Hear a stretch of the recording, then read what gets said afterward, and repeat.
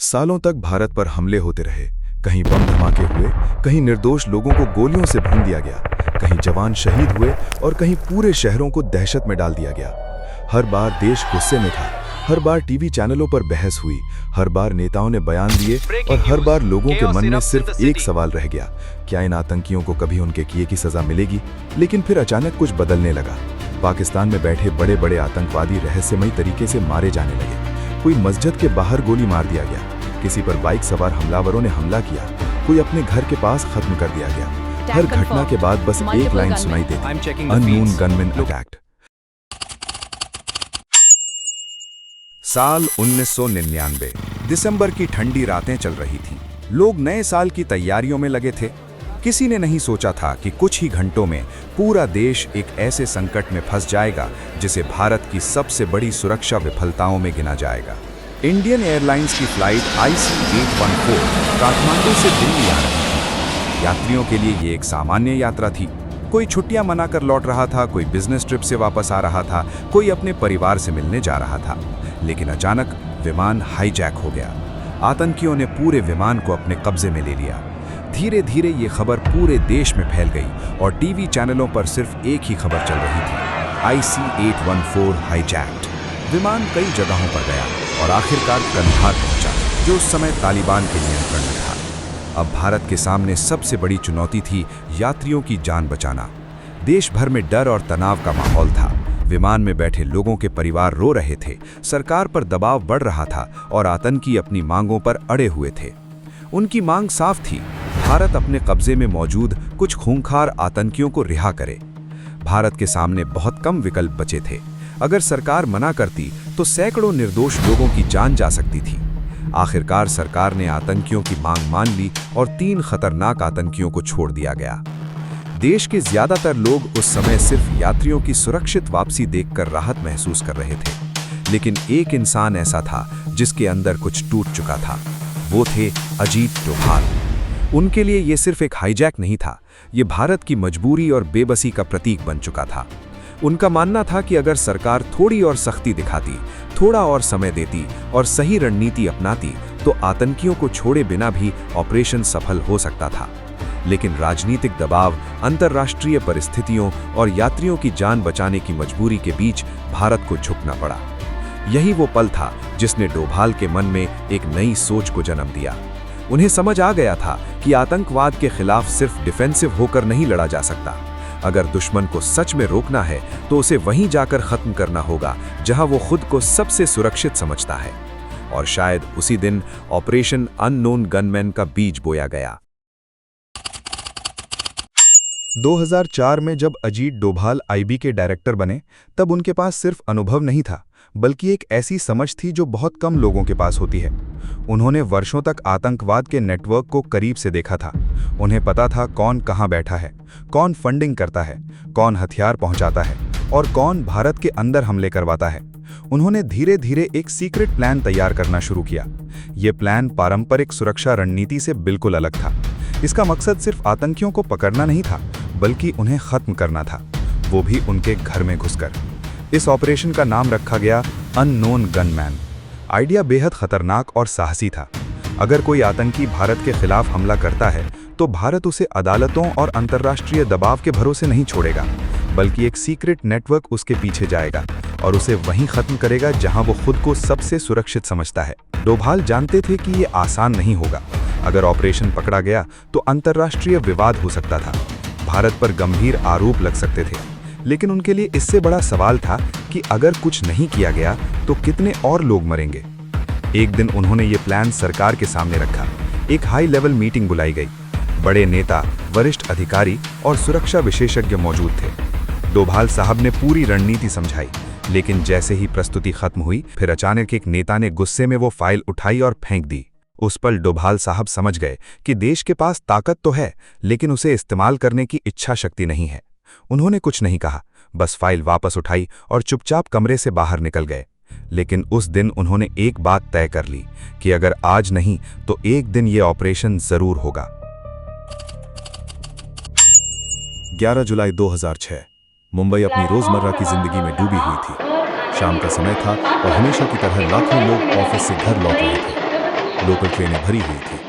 कोई सीट पर बैठकर अखबार पढ़ रहा था, भीड़ में कोई अपने मोबाइल पर वीडियो चला रहा था, कोई थकान की वजह से आंखें बंद करके बैठा था।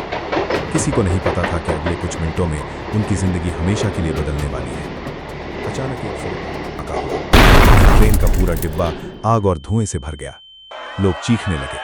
कुछ समझ पाते उससे पहले दूसरा, फिर तीसरा, फिर चौथा। सिर्फ 11 मिनट के अंदर 7 अलग-अलग ट्रेनों में धमाके हुए और पूरा मुंबई दहशत में डूब गया। रेलवे ट्रैक के आसपास चीखें गूंज रही थीं। घायल लोग मदद के लिए चिल्ला रहे थे।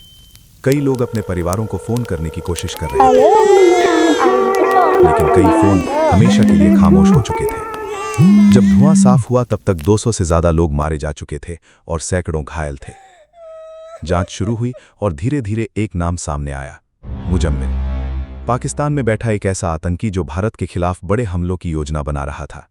भारत की एजेंसियों को उसके बारे में बहुत कुछ पता था। उसका नेटवर्क, उसकी गतिविधियां, यहां तक कि उसके ठिकाने तक की जानकारी मौजूद थी। लेकिन फिर वही पुरानी कहानी शुरू हो गई। पाकिस्तान ने किसी भी तरह की संलिप्तता से इनकार कर दिया। अंतर्राष्ट्रीय एजेंसियों ने और सबूत मांगे। सरकार ने कहा कि सही समय आने पर कार्रवाई होगी, लेकिन उन परिवारों के लिए सही समय जैसी कोई चीज नहीं थी जिन्होंने अपने लोगों को खो दिया था।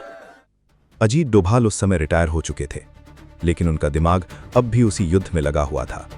उन्होंने एक बार फिर अपनी पुरानी फाइल निकाली, उसमें मुजम्मिल का नाम जोड़ा और उसके नीचे एक लाइन लिखी, जब तक ये आदमी जिंदा है, अगला हमला सिर्फ वक्त की बात है। 2008 का साल भारत के लिए पहले ही दर्द और खून लेकर आया था।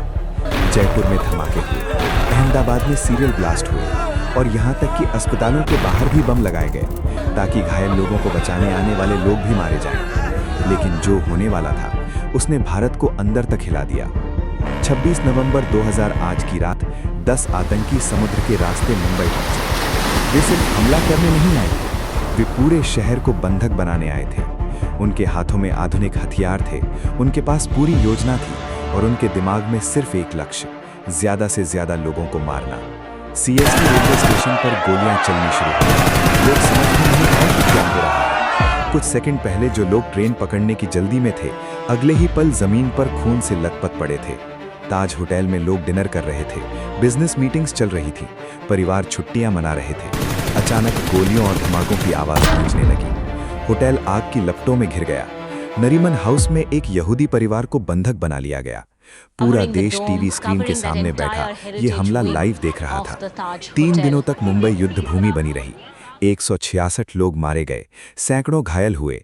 लेकिन शायद सबसे डरावनी बात यह थी कि पाकिस्तान में बैठे वे लोग जिन्होंने ये हमला करवाया था, वे भी शायद यही लाइव फुटेज देखकर मुस्कुरा रहे थे, क्योंकि उन्हें पता था कि भारत हर बार की तरह दुख जताएगा, लेकिन उनके दरवाजे तक नहीं पहुंचेगा। 26/11 के बाद पूरे देश में गुस्सा था। लोग जवाब चाहते थे, लेकिन अजीत डोभाल के लिए ये सिर्फ गुस्से का मामला नहीं था, उनके लिए ये सालों की असफलताओं का परिणाम था। और शायद पहली बार उनके मन में ये एहसास पूरी तरह साफ हो चुका था कि अगर भारत को बदलना है तो सिर्फ रणनीति नहीं, पूरी सोच बदलनी होगी।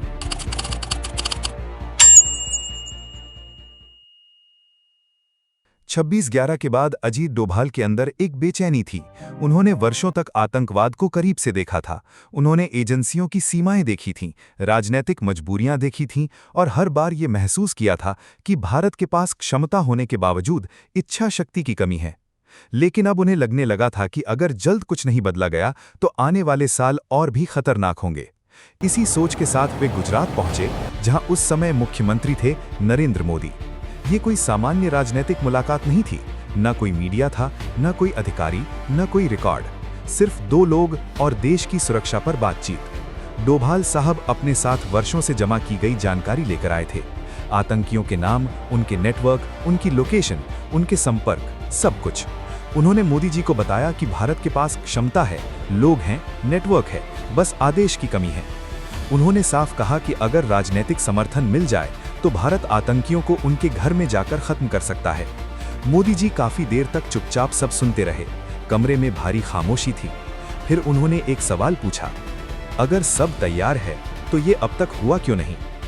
डोभाल साहब का जवाब सीधा था, क्योंकि सरकार का साथ नहीं मिला। कुछ पल की खामोशी के बाद मोदी जी ने कहा, ये ऑपरेशन होगा। शायद उसी क्षण एक ऐसा गठबंधन बना जिसने आगे चलकर भारत की आतंकवाद विरोधी रणनीति को पूरी तरह बदल दिया।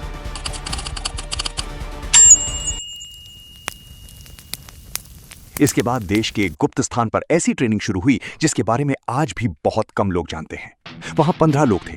उनके पास ना कोई यूनिफॉर्म थी, ना कोई पहचान, ना कोई आधिकारिक रिकॉर्ड।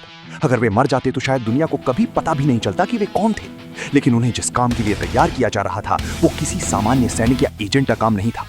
उन्हें वो सिखाया जा रहा था जो किताबों में नहीं मिलता। कैसे किसी भीड़ में ऐसे घुल जाना है कि कोई पहचान न पाए, कैसे किसी दूसरे देश में बिना दस्तावेज घुसना है, कैसे किसी लक्ष्य को खत्म करके ऐसे गायब हो जाना है जैसे वे वहां कभी थे ही नहीं। उनकी ट्रेनिंग सिर्फ शारीरिक नहीं थी, उन्हें मानसिक रूप से भी उस स्तर तक ले जाया गया जहां डर, दर्द और थकान का कोई मतलब नहीं रह जाता। कई बार उन्हें दिनों तक सोने नहीं दिया जाता, कई बार उन्हें ऐसे हालात में रखा जाता जहां आम इंसान टूट जाए। लेकिन यही मकसद था, क्योंकि जो काम उन्हें करना था उसमें गलती की कोई जगह नहीं थी। वे सिर्फ एजेंट नहीं थे, वे एक संदेश थे। ऐसा संदेश जो उन लोगों तक पहुंचना था जिन्हें सालों से लगता था कि वे सुरक्षित हैं। यही थे अननोन गनमैन। ऐसे लोग जिनका नाम इतिहास में शायद कभी दर्ज ना हो, लेकिन जिनके काम ने इतिहास बदल दिया। –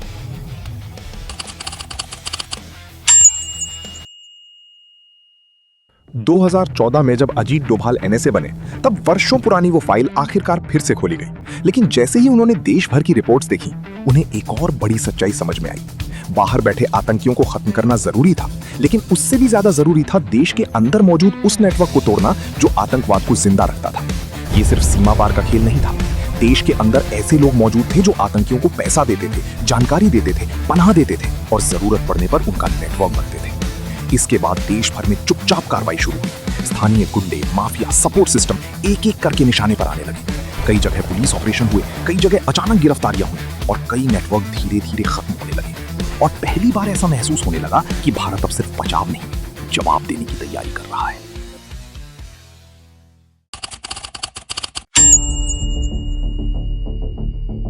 तीन दिसंबर 2021, वो फाइल जो 2004 से बार बार बंद कर दी गई थी, आखिरकार फिर प्रधानमंत्री के सामने रखी गई।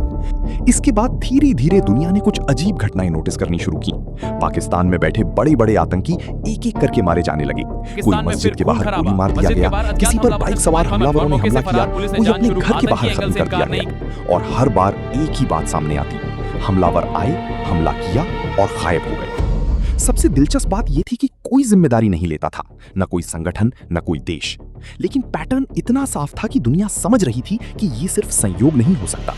जिन लोगों ने सालों तक भारत में खून बहाया था, वे अब खुद डर में जीने लगे थे। अब तक 60 से ज्यादा बड़े आतंकी मारे जा चुके हैं, लेकिन कहानी एक ही, अननोन गनमैन अटैक। तो क्या सच में कोई ऐसा सीक्रेट ऑपरेशन चल रहा है जिसके बारे में दुनिया खुलकर बात नहीं करती? क्या ये सिर्फ इत्तेफाक है या फिर भारत ने आखिरकार वो रणनीति अपनानी शुरू कर दी है जिसे दुनिया की सबसे शक्तिशाली एजेंसियां दशकों से इस्तेमाल करती आई हैं? और अगर ऐसा है तो क्या ये सिर्फ शुरुआत है? क्योंकि इतिहास गवाह है, जब कोई देश सालों की चुप्पी के बाद जवाब देना शुरू करता है तो दुनिया उसकी रणनीति नहीं, उसके इरादों से डरने लगती है। अपनी राय कमेंट में जरूर बताना, और अगर आपको ऐसी डिटेल्ड, सिनेमैटिक और रिसर्च बेस्ड स्टोरीज पसंद है तो वीडियो को लाइक, शेयर और सब्सक्राइब जरूर करना, क्योंकि ऐसी कहानियां सिर्फ सुनाई नहीं जाती, महसूस की जाती है।